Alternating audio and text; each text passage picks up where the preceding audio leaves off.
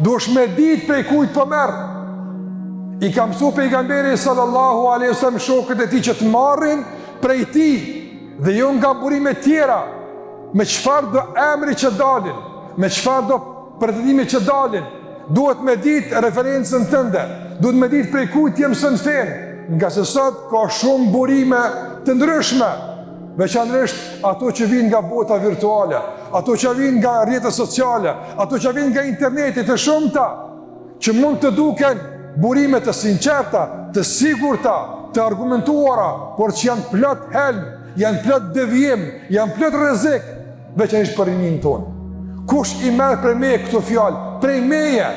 nga burimi i shpalljes, nga fjala e Allahut, nga fjala e pejgamberit alayhi salatu wasalam, por të interpretuara, të shpjeguara nga dietarët e mirëfillt, nga hoxhallarët e njohur, e të pranuar, e të dëshmuar, jo nga qoshet e nga këndet e palegjitimuara, të panjohura, që nuk dim prej ku burojnë, apo çka dojnë dhe çka synojnë.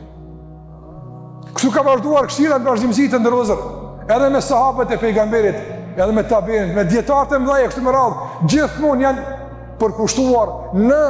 qartësimin e referencës, në kthjellësinë e shpjegimit, që njerëzit të kapen për litarën e duhur, që njerëzit të kapen për mësimet e duhura. Në veçanti sot po them për rinin tonë, të cilët kanë shumë më tepër qasje në rrjetet sociale, kanë shumë më tepër qasje në platforma të ndryshme ku publikohen materiale të lloj-llojshme e që nuk janë të legjitimuara, nuk janë të njohura, nuk janë të dëshmuara. Anashkalimi i hoxhallarëve të vendit, anashkalimi i hoxhallarëve të dëshmuar, anashkalimi i mësimeve të xhamisë të ndërozur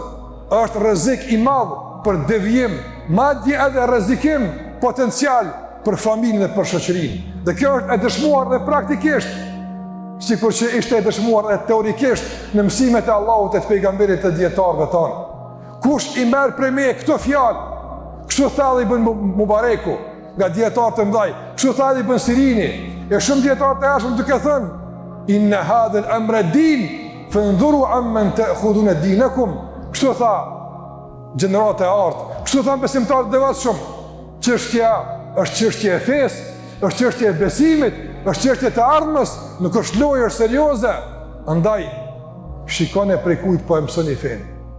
Shumë pyetje e madhe. Shikoni prej kujt po mësoni fen.